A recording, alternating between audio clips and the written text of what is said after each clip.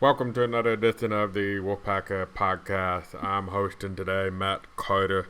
Normally Justin Williams sits in this chair and he does a crap ton better job at this than I do.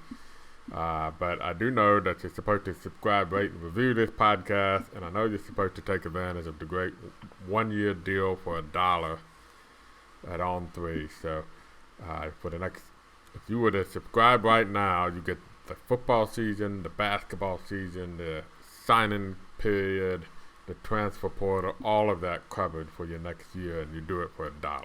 So you really can't beat that. I know there's a lot of entry state sites out there, but it's $1, right? So come on, sign up and join the club, the rapidly expanding club. We've had double digit subscribers join this week already, and it's just Wednesday when we're recording this podcast. So that said, there's been a lot of talk about realignment. There's been a lot of talk about football recruiting. But we thought it would be a good time to catch up on some basketball. Kevin Keith had his press conference a few weeks ago. We now emphasize the word think, the roster is done. So we know what the 2022-23 NC State basketball team is supposed to look like. We'll see how the health holds up during the season. And if you recall from last season, very few people know NC State basketball in and out like Matt Coe. So we gave Matt Coe a call.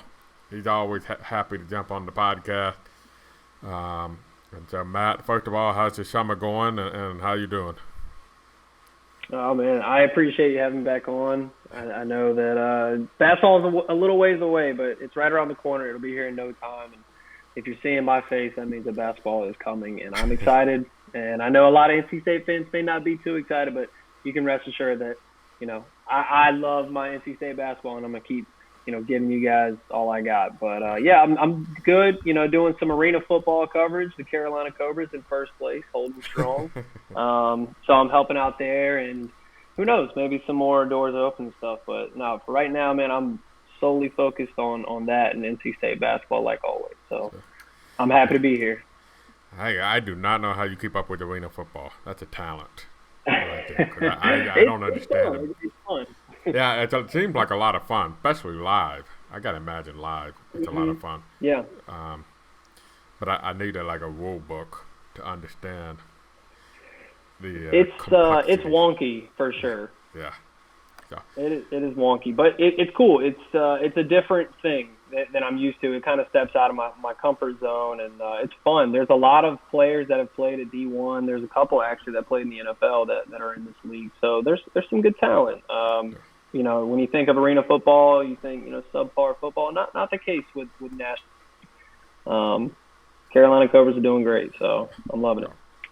All right, so I'm going to ask you this question, Matt. Let's rewind. Go back to say, what do you want to say? April 1st, picking out a date. April 1st. And you probably, if you say, all right, what are my questions about NC State's roster? You probably could have gone to page 2, writing down the questions. Yeah. So, let's go back to April 1st, what you're thinking, and now go to the present day. We'll get into the April 1st? Yeah. April 1st to July 13th or whatever. We'll get into the nitty gritty here shortly, but big picture. How do you feel like NC State? I will say April 1st. You could probably sense the panic in the room. Is the sky falling? Is a great way to put it.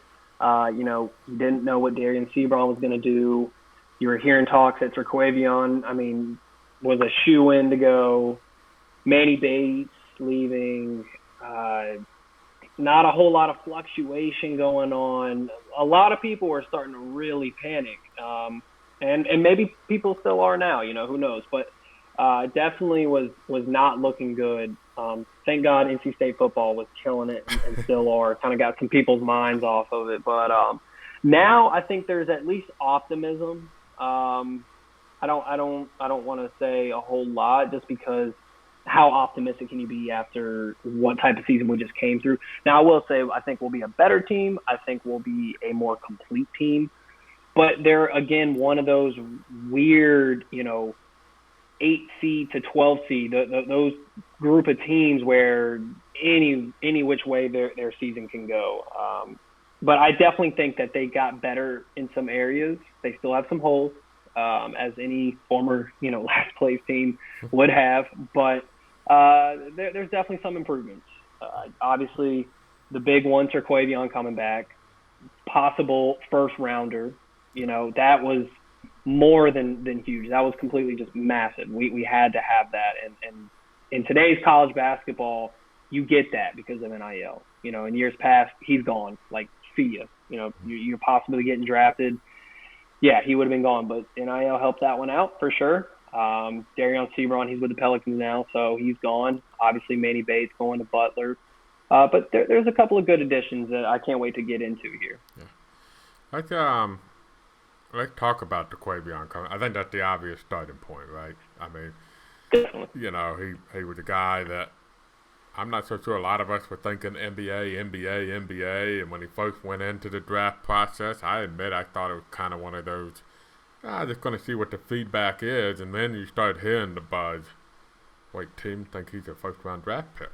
And you start seeing him showing up on the mock draft. Not just your run-of-the-mill mock draft. Your premier ESPN, what's his name? Is it Jonathan Givony of NBA Draft Express, having him in the mock draft at the first round, and The Athletic having him.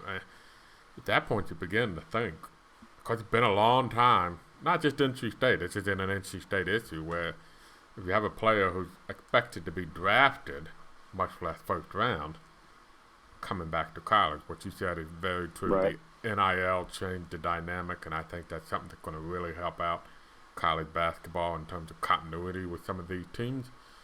But now you have a guy that I saw The Athletic had him number 11 in his mock draft for next year. You got a potential lottery talent on your team. I mean, A, what does that mean for NC State in your opinion? But B, what does Terquavion has to do to stay true to that, so to speak, become that lottery pick that some people think he can be? Yeah, there's a few outlets that actually had him as the number one returning sophomore out of the entire country, and so it's not just NC State fans that are high on Terquavion, and for good reason. I mean, there was talks of him, especially on my end. I can wave the white flag, and he proved me wrong. His efficiency for me was very sketchy at times, and there were times where, he's throwing up so many shots. But, when you boil it down, I mean, who else on the team is really going to put up shots like that? And in high fashion, I mean, he was 8th in the ACC in scoring. We need that. That's what that means for NC State. Not having much offensive firepower outside of a inconsistent Jarkel Helms and a Darion Sebron, who, as great as he is driving, wasn't a shooter. Having Terquavion come back, not only – I don't even want to talk about a captain role, because I don't even know if I see him as a captain. It's just that anchor that you know what you're going to get out of him. Yeah. There wasn't a whole lot of players like that on this roster last year. But with Terquavion, you know that you're going to get a bucket. So having that go-to offensive firepower, no matter the outlook of the team, other teams are going to have to respect what he is as a talent.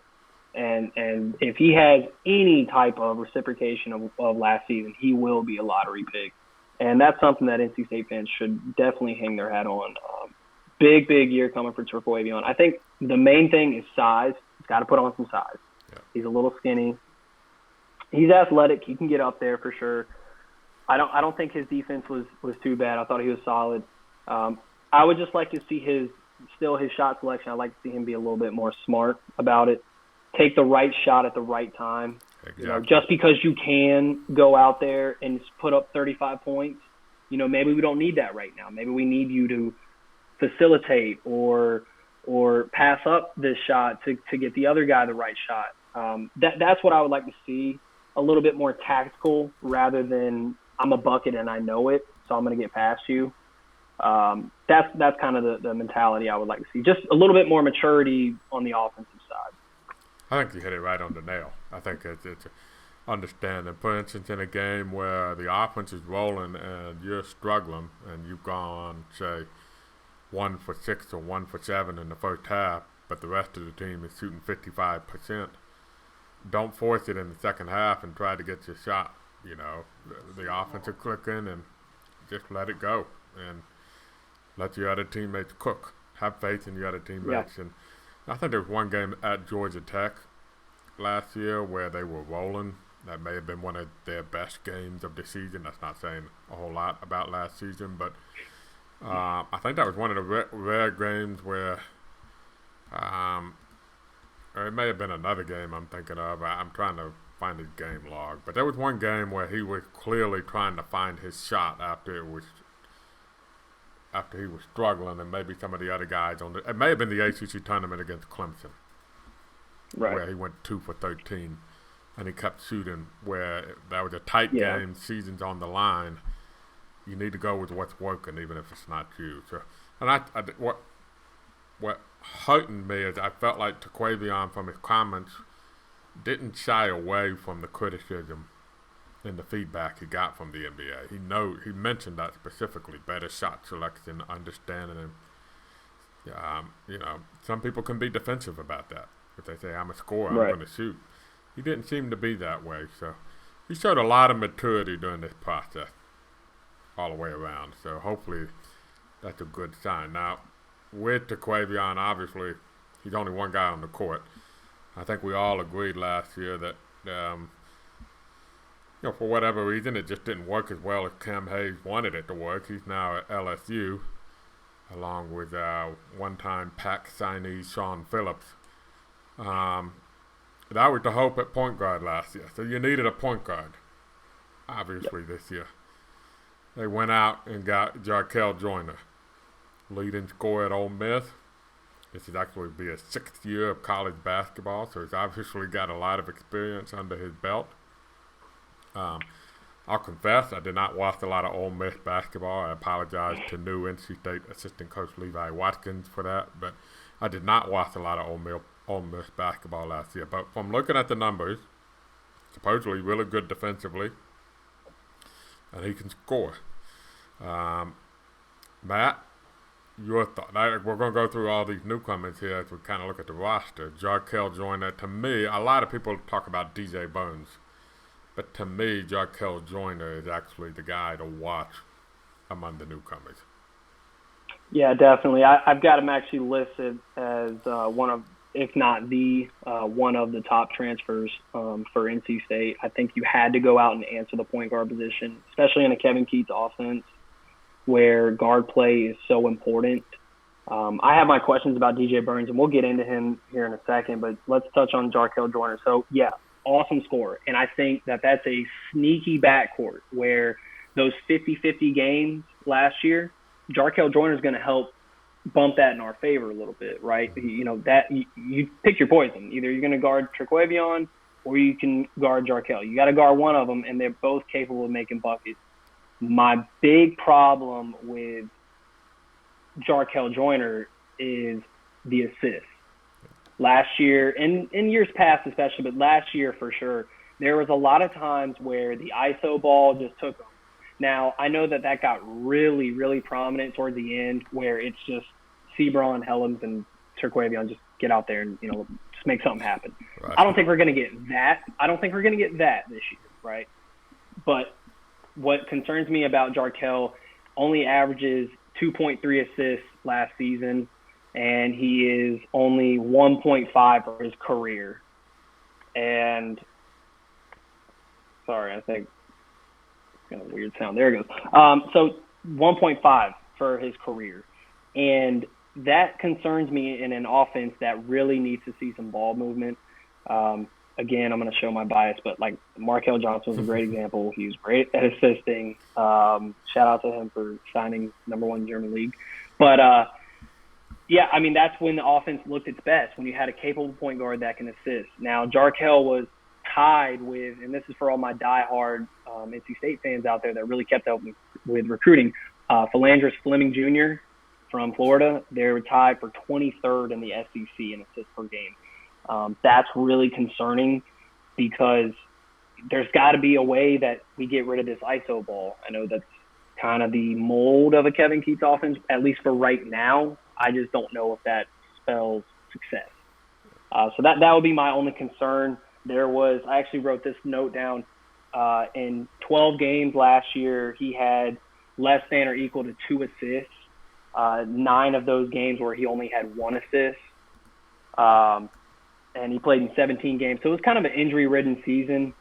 So take that with a grain of salt, but just know that both these guys are looking to score. They're not really looking to pass. So that's really my only red flag. That's why I really hope that we see a little bit more Breon pass, no pun intended.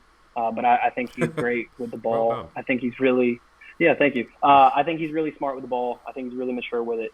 And then obviously you've got L.J. Thomas, another really solid scorer. So it's a sneaky backcourt. There's definitely some holes and some red flags. But those assist numbers are really jumping out at me. And I just hope it's not a reoccurrence of ISO ball like we saw last year. Yeah. And too, I think some of the assists, you're not undeniably right. There was a lot of isolation one-on-one last year. I think also some of the assist numbers were hampered by the fact of not having a low post score, not having anybody to kind of really throw the ball and score type. I mean, Darion is not a guy that you throw the ball, he's going to shoot it and score, right? He's going to drive it to the basket. Really, Terquavion might have been the best guy that you could assist to last year, Yeah. It's hard to pass the ball to yourself. Yeah, and to your point, to the other point, it was one of the worst shooting team percentage-wise. I think it was like 30. I'd have to go back and look. I believe it was 30 years. Jarkel, I think they had another point guard at Ole Miss, so he may have been asked to be a little bit more of a scorer. So, to your point, I think that's the question mark, is how much can he be a point guard, distributing, leading the offense point guard, because that may not have been exactly what he was asked to do a whole lot at Ole Miss. And so that is an unknown. I do think defensively he adds something, because I think there was some lack of defensive stopping ability at the point guard position last year. And Casey Morsell was NC State's best perimeter defensive player last year. You put him and Jarkel Joyner and Terquavion Smith, and that's your 3-guard lineup. You got scoring and you got defense. Like you said, I think it's sneaky good. I wholeheartedly agree with Breon. I think it's just time to, you and I had this discussion a lot last year. Let's let Breon play and see what he can do. Well, and that's another point too, is that I feel like Breon is really the only true point guard out of all the guards that we have. You had mentioned maybe Jarkel wasn't asked to be that pass type point guard, but he is definitely going to be the one for us. So what are we going to ask of him other than to score? Because we've got our scorer in Terquavion, and DJ Burns is a great scorer. We've got options that can score. How can he affect the game other than scoring? I really think it's so crucial to have just an assist type point guard that can get you 4, 5, 6 a game. Is he that? He hasn't proved it. Doesn't mean it can't happen. Or like you said, hasn't been asked. But I'd have to argue that he's going to have to be asked to do that, because who else on the team is going to get out there and throw the ball around? But that's just also the style of offense. So. And I got to go back and say, so we can put for the record for anybody who might have had a bet on it, when you're over and under the first Markel Johnson reference on the podcast, and see whether or not you met the over and under. But take the over every time. I actually talked to Markel. I talked to Markel on Twitter after he signed his German deal, and I told him congratulations and all that, and hopefully he heard my begging about getting me a free jersey. But yeah, if he does, I want you to show up in your next podcast. Oh, 100%. That's going in the man cave. Sure. We've mentioned his name a couple times already. DJ Burns is probably the other most noteworthy transfer addition. There were 4 total. We'll get through all of them. But DJ was the Big South Player of the Year. Incredibly efficient. I'm going to say what I like about him, and then obviously the questions. But as a low post scorer, you may say, it was Big South Conference, big deal. I mean, but actually, if you go back and look what he did against Power 5 competition, he did the same thing. He scored, and he was efficient at it, high percentage. The guy is just a very skilled, low post scorer, not 3-point shooting. It's in the paint, a low post scorer, which truthfully NC State, other than maybe Omir Yurtseven, has not had in the Kevin Keats era. And Yurtseven was kind of a finesse, even face-up type guy. So there's no question he can score. And I think NC State has a low post score. Now, the two questions are the conditioning. He only played, 20 minutes a game last year? Yep. I understand through the grapevine that he understands that and has made some significant progress even before he transferred to NC State and announced his commitment towards getting more in shape and being better conditioned, and that's only improved. So there's hope for that. And then the defensive aspect of, look, a lot of what Kevin Keats likes to do defensively, if it's going to work, it's going to be predicated upon having a rim protector. I don't have DJ's numbers in front of me, but he's not known as a shot blocker that even, say, an Ebenezer Dewana probably could give you. So that's kind of my first thoughts on DJ Burns. Yeah, good offense. How would it hold up over, can he do it for 30 minutes versus 20, and will the defense hold up? What are your thoughts? Right. Well, not to use your own words, but I think you hit the nail on the head.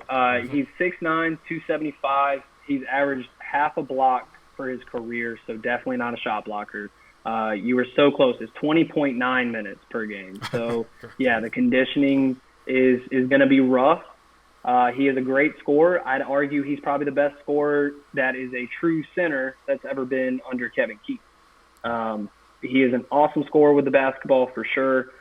When he entered the transfer portal, I was like, wow, that's big. That's a big name, great talent. But I never gave it second thought. I just didn't think that Keats was going to go after him, simply because he's not a Kevin Keats center.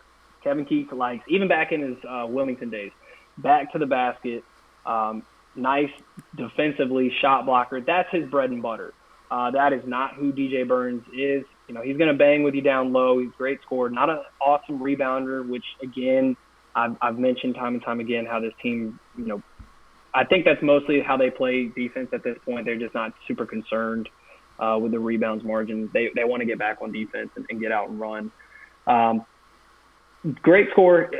Season high, 30 points in their first game. Had a few 20-plus outings. So they're getting a good one in DJ Burns. But like you said, the defensive ability is not there. The conditioning is not there. But luckily, we went out and got another center who I think is another sneaky guy. He's a guy that not a whole lot of people are really giving notice, but 6'10", 225, Dusan Mohorčić, I hope that I'm saying that his name right, doesn't wow you, but maybe that's what this team needs, just a gritty guy that's going to bully you down low. He is definitely the tough guy in the paint, and I think that's something that we need. DJ Burns can be the nice scoring option, but you want a guy to get all up in your face. Dusan's your guy. I agree, and I'll add this, you throw in Dusan and the return of Ebenezer Dewana. I mean, look, a lot of growing pains, obviously, for Ebenezer last year. Yeah. But it's not like he was a liability every time he stepped on the court. There were times where it looked like, okay, the flash, you saw it. Mm-hmm. And, you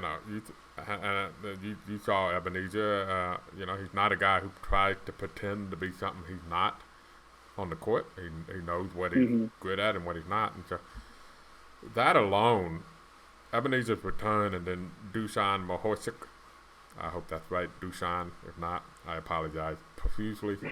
Now you got three guys that can play in the paint. Yeah. And you're not, and hopefully, and we didn't even talk about Greg Gant and Ernest Ross. Now you got five guys, 6'8" or taller, knock on wood, you're saying, okay, if we don't have a catastrophic slate of injuries where we got 3 guys, at half court watching them warm up, we're okay depth-wise in the paint. So I would consider us cursed if we have a reoccurrence of last year where we only have one big guy on the roster. Yeah. The depth is good. The depth is good. And what I really like about it is each one gives you a different flavor of something, right? Like I said, you got your bully in Dusan, you've got your scorer in DJ Burns, and then you got Ebenezer, who's not scared to get down there and do the dirty work. He had some solid rebound numbers throughout the year. Like you said, he showed flashes. He's not a scorer, right? We're not asking him to be. We had to ask him to be last year. He got thrown into a position that he clearly was not ready for or comfortable with. I think everybody can confidently say, he's a 4-year guy if he were to stay at NC State, right? When he even signed here, we knew that he'd be a 4-year guy. So I'm okay that he got all those minutes last year. He got his feet wet, and like you said, he showed something. I'm just excited that we have something to work with. I felt like we had arguably the same 3 centers or same style of play in Jalen Gibson, Ebenezer Dwana, and Manny Bates. All 3 of them I can't say all 3 of them, but they try to block shots. They try to rebound. Some better than others. But still, my point is that now you've got different things. Guys can do different things. You're not a one-off joke now, right? Like, you can tell multiple. You can do different things with them. And like you said, Greg Gant, a guy that's really flying under the radar. I mean, I don't even know if State fans remember him being on the team because he didn't play last year. What is he going to give you? Is he going to start at the 4? Is Ernest Ross going to start at the 4? Ernest Ross, in my opinion, should have started a long time before he actually got on the court, really showed some flashes. So there are definitely different options, different things.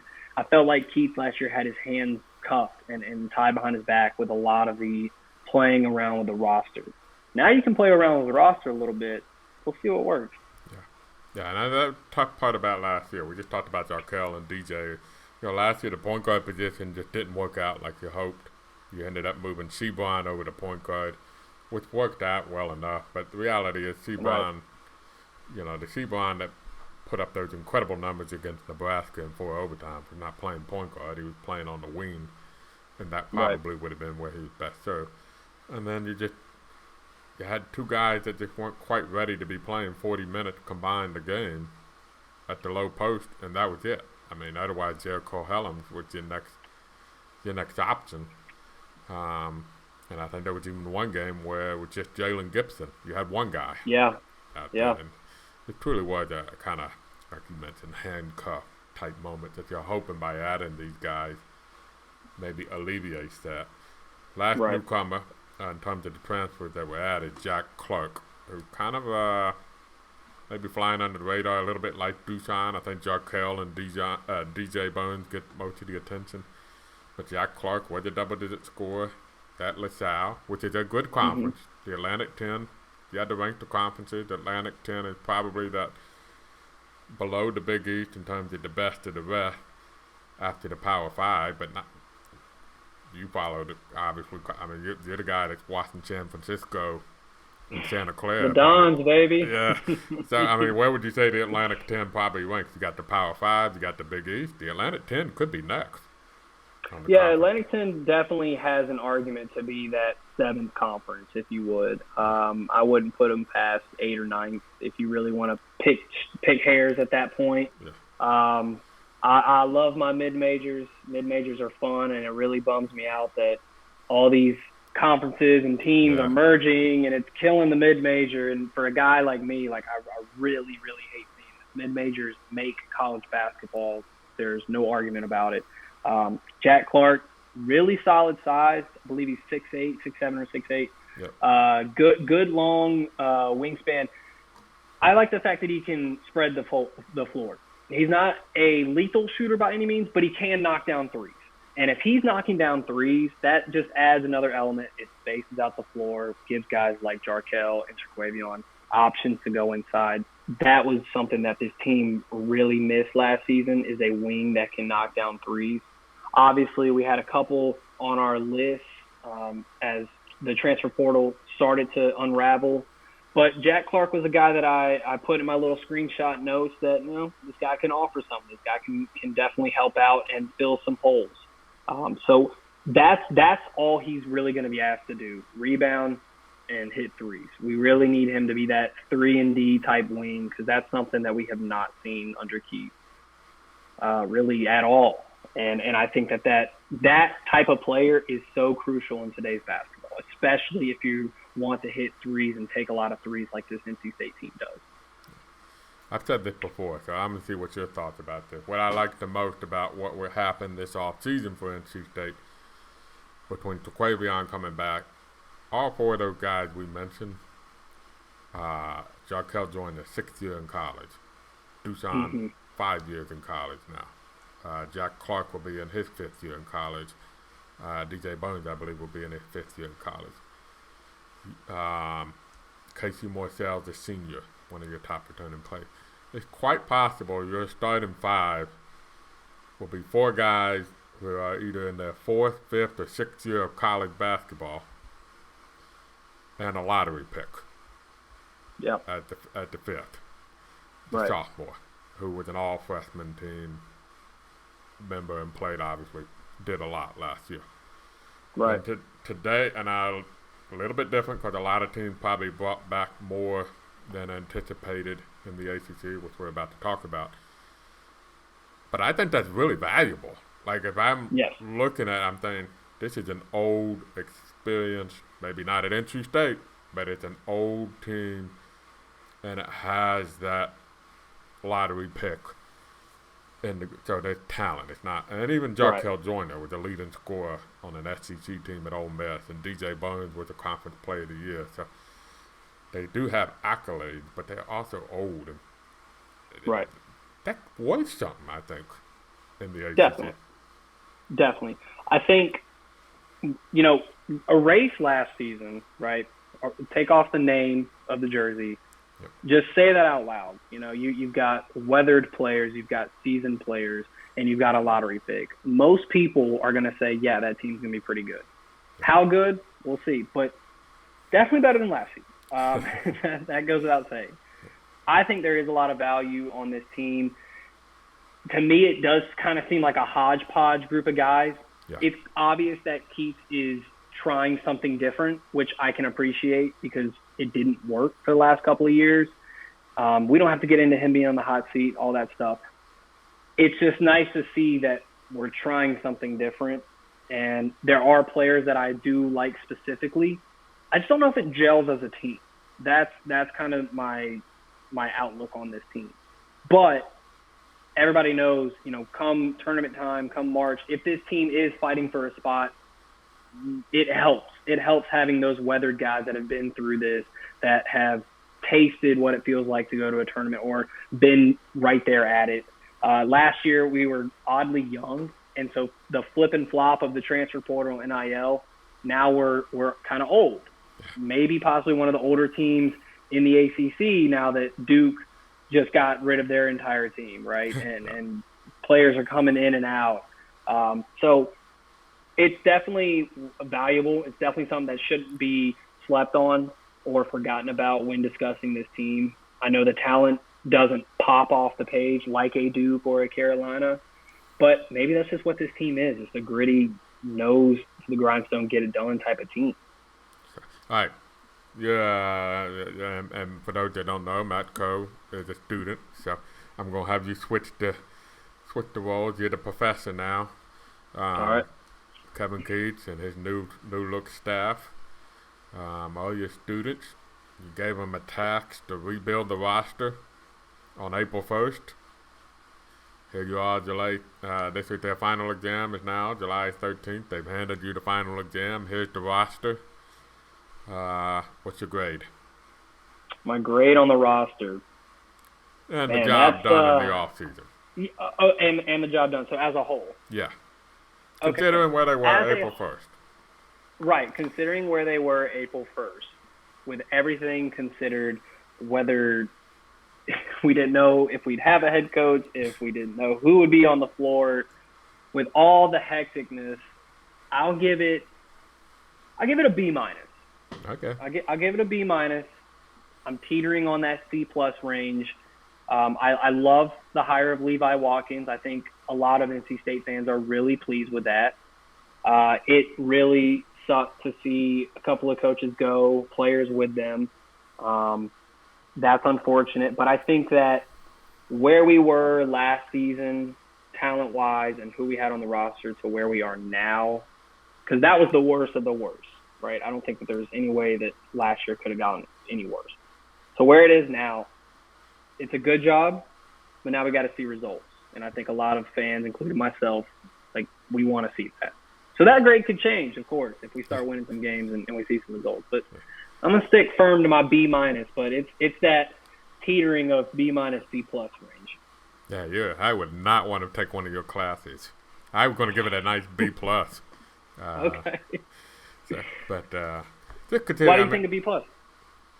I just thought, considering what they had to work with and the challenges and I mean, there was a lot of changes, as you mentioned. I mean, a complete overhaul. It ended up being, it was not expected to be a complete overhaul of the coaching staff. It was expected to be 2 out of 3.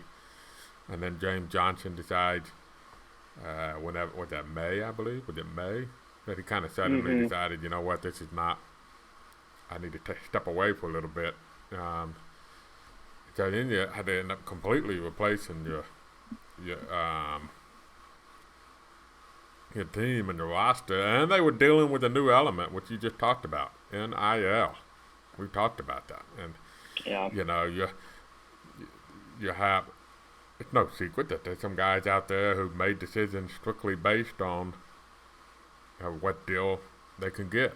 Yeah, what did Nigel Pack get at Miami? 800,000. Yeah, so over 2 years, I think. So 400. Well, I mean, Oscar Tshiebwe made $2 million, if not more.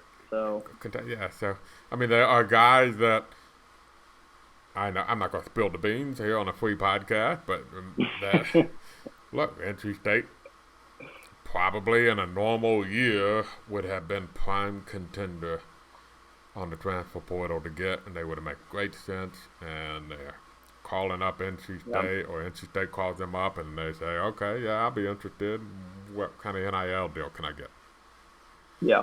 And I just think losing Manny Bates, man, that was a real gut punch. I feel like for a lot of fans, that was a tough one. Because man, I think that's one of the players of the last few years that players or teammates and fans just really got behind, really, really loved. Yeah. I think of the punches, Manny probably the one. I think I like Cam Hayes personally, and I think he needed a fresh start. Yeah. I think he kind of needed a fresh start somewhere else. It just wasn't happening. I think for whatever reason, maybe it wasn't a good fit with the offense. I personally think he might have put too much pressure on himself last year to be the guy running the show. Look, Jalen Gibson's at a better spot for him. Thomas Allen's at a better spot for him. Yep.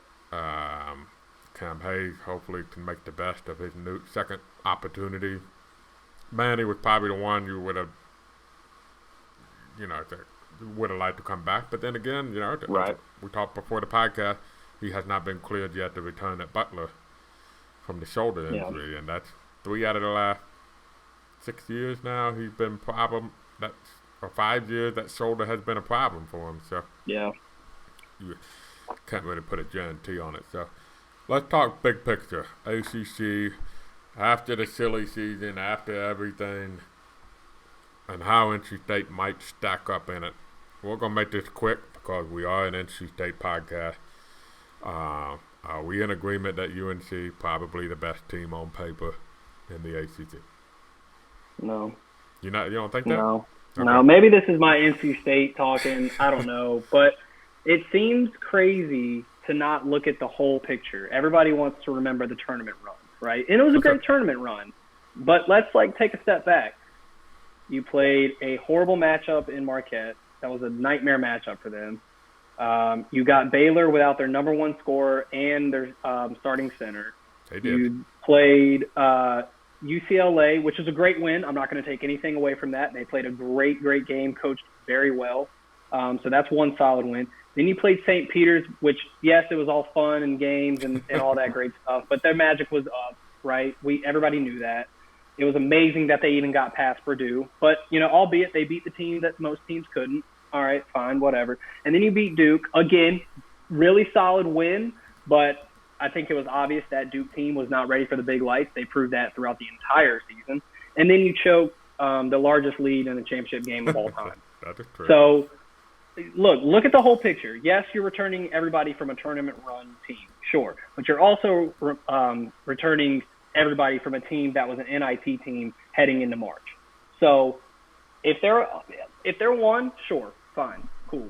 If you want to put them one, I'm going to put them two. I think that there's an argument to be made that Duke is obviously one just because they once again got the number 1, 2, and 3 recruit. Solid.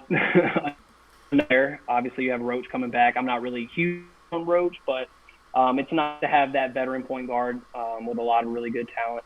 But I'm really big on Virginia. I'm very, very big on Virginia. I know they will reach the third round in the NIT, returning all 5 starters and their 6th man. Ben Vanderplas, transfer from Ohio, actually lit up Virginia a couple years back in 2021 and knocked them out in the first round. I'm big on him. Jaden Gardner, all ACC third team in his first year. He's proven that he's a good scorer. I know you're not a big Kie Clark guy. I'm not huge on him, but I think that having that veteran leadership is great. But Reese Beekman is the star on this team for me. There was 5 games in 35 games that he played and started, 5 games in which he had 3 or less assists. And in those games, Virginia lost every single one of them. And this guy led the ACC in assists. He was second in the nation in assist to turnover ratio. I'm big on Virginia. I could see Virginia being a good team, but I think the point is my counter would be you can't put them above UNC because, yeah, they returned everybody, but so did UNC, and who did better last year, UNC or Virginia? Very true. And so very true. That would be my counter. I think, though, you're hit on the ball. I think we all, UNC, Duke, Virginia, probably that top tier. Is there anybody else? You've done a lot of research on this for a story that's going to be coming on the site that you would stick Florida State, big one. They got Caleb Mills back. There is he's from Barcelona, I believe. Baba Miller. I hope I'm saying that right. About 6'8". He grew, I want to say 7 inches in like less than a year. It was ridiculous. He was a point guard until now. Now he's just massive, and he's got the ball handles of a guard, but he's got the touch of a shooter. Really, really nice player. I really like him a lot. Darren Green Jr. Yes, Florida State. Darren Green Jr., he's a nice transfer. Miami, obviously, are reloaded again with Nigel Pack, as we mentioned. It's just their center position that, can be left to desire. But they did get Norchid Amir, transfer. School is escaping me here, but he's a nice center. And then, you got your sleepers. Pitt, as weird as it sounds, they could be a sleeper. I believe Nike is actually how you say his name. Let me see if I can find it here. Nike Sabandi, really solid scorer. Do I think they're going to do anything or make any noise? Probably not, but they'll squeak out a few wins. Wake seems to be really reloaded, and then obviously you can't sleep on Notre Dame. Nate Lazowski's back. You still have Cormac Ryan. There's a couple of sleepers on every team, but definitely Virginia, Florida State, Duke, Carolina, your typical teams. I think BC with their backcourt can really surprise a lot of teams. So we'll see. It's a lot tighter in the middle than a lot of people think. Yeah, that's kind of, I think NC State's obviously in that, look, you got your top tier. I think there's some teams that I think are sliding back. Syracuse is a team that could be really looking at a tough slide back. Yeah, they only grabbed one guy from the transfer market, and I don't really see him playing too many minutes. Yeah, so that's a weird one. I don't know what the transition at Louisville is going to be like. How they're going to come out of that. That kind of for me, Wake Forest kind of struck gold last year. They were aided by a soft schedule, which we talked about. I remember you and I talking to Josh Graham after the Wake Forest game in Raleigh, where I thought this team screamed the Kevin Keats team that didn't make the tournament. because of that non-conference schedule, and that's exactly what happened. But will that happen again? Is there another Aeneas Williams and who's the kid that got drafted at Laravia? Yeah. First round. I mean, that was striking gold. Well, they got Davian Williamson back. That's a solid returning player. And Tyree Appleby. I hope that's how you say it. Tyree Appleby, or I think it's Appleby, but he's a nice, solid player. That's a really, really good backcourt. And I don't know. I think Steve Forbes does well in recruiting when it comes to backcourt. He really knows what he's doing with that. Last thing I'll say about Carolina, I promise, but I'm not huge on Caleb Love. I don't think he's very consistent. I think if they're going to lean on R.J. Davis, I think he's a far better player, honestly.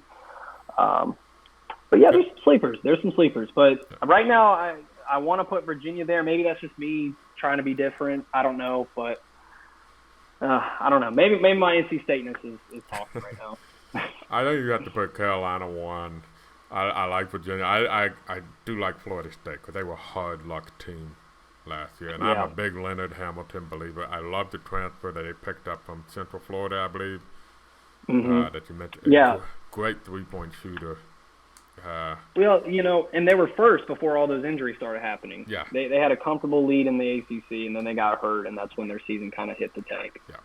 So got to figure them in it. So that's probably a top 4, and then I think if you're an NC State fan, there's a lot more room for what Wake Forest did last year than there has ever been in college basketball. So, yeah, you're not playing in the ACC Big Ten Challenge because you finished last in the ACC. And next thing you know, you could be, 5th or 6th in the ACC. It doesn't take sorry, I don't mean to cut you off, but that does suck. You want to be a part of that, but that also opens an opportunity to schedule a harder opponent and get a nice win if you can. If we were a tournament playing a rematch with Nebraska. And that does nothing for you. Yeah. Go if you have to schedule another mid-major that's going to win their championship. That's why I really gave kudos to Keith last year. The schedule was tough. I mean, half the out-of-conference either won their conference or went to the tournament. And I know people like to down wins, and I get it because the name on the jersey, but albeit, they were good teams. So schedule a couple more of those. Who knows what could happen. Yeah, Richmond, Wright State, a couple games they lost. Both of those teams were playing. Colgate won theirs. Colgate won theirs. Louisiana Tech went all the way, I believe, to the finals of their tournament. Yeah. And when they're not did they win? I don't remember. I know they made it to the finals. I mean, you could even argue if Oklahoma State didn't have sanctions, they could possibly been a tournament team. So, I mean, almost 100% of the teams that you played in the out-of-conference were tournament teams, minus the cupcakes that you have to schedule. We'll see if that happens again. I know a couple of games have been kind of leaking out here and there for NC State's out-of-conference. Nothing jumps off the page right now, but we'll see how that battle for Atlantis really shapes up. Yeah, I think you and I are on the same page. I don't want you to schedule like you're the number 1 team in the country, but schedule smart. Yeah, that's always been my take. Last year was a smart schedule, and if you had a full team and a full roster, that would have been a nice schedule to show to the NCAA tournament committee if their situation had turned out that way. We know they're playing Florida International very early in the season. They had a rough year last year. We know they're playing Vanderbilt in December on a neutral court. Not an eye-opener, but not that's kind of like probably playing Richmond last year on the neutral court type. Yeah. And then, of course, you got that tough tournament in Bermuda or the Bahamas? I believe it was the Bahamas. Yeah. And I do want to note that Butler is also in that field. So I would love to see yes, Kansas. I believe Tennessee, I think, is in there as well. I think Butler is probably the weakest team in that field, if I remember. Not to throw salt in the wound. It's either us or them. But but that's not to say we can't be good. It's just there are some really, really good teams that are in that field. But I would love to see Manny Bates versus NC State. I got the field in front of me. You got Kansas, Tennessee, Wisconsin, Southern Cal, Dayton, BYU, and Butler. And so you're going to get 3 good games. Yeah. You come out of there 2-1. I don't care who you're playing. You come out of there 2-1. That's solid. Yeah. All right. From talking to Kevin Keith, that didn't sound like the St. Louis game that was supposed to happen this year. Going to happen. It might be played next year instead. That would have been a really good game. If it does pop up on the schedule, that's a really good home game. Because I've seen St. Louis in some top 25 preseason for next year. So we'll see how it plays out. So long way to go. We'll have Matt back on here, especially if we get closer to basketball season. We'll do a real preview and kind of really jump onto it. Matt's been working on some kind of a ACC capsules to kind of get people caught up on what the other team did, since it's always hard to keep up year to year now in the ACC. So be on the lookout for that and some more stuff. So, Matt, any parting shots before we close this baby up? If you guys like some arena football, catch us on YouTube. Cobra's last home game of the season this Saturday, and then we go straight to the playoffs. But yeah, look out for the article. I'm going to try my best to dumb it down as best as I can, break it down, because like you said, players are in and out constantly. Half the people don't even know who's on the squad for any fan base, really. But I'm excited. It's definitely going to be a better year, and go Pack. All right, Matt, I appreciate you. This has been the Wolfpacker Podcast. Reminder, you're supposed to subscribe, rate, and review. I think that's what I'm supposed to say. Subscribe, rate, and review this podcast. If you're listening to us on YouTube, drop a comment. That post supposedly helps us out. Anything else you think I'm supposed to say, Matt? I'm not. Join. It's $1. Yeah, it's $1. And also, Matt, what's your Twitter handle? Before we @_ Matt Coe, MATTCOE. Right, and we're at the Wolfpacker. Follow us on Facebook at the Wolfpacker as well. So for Matt, I'm Matt. Easy enough. See you next time.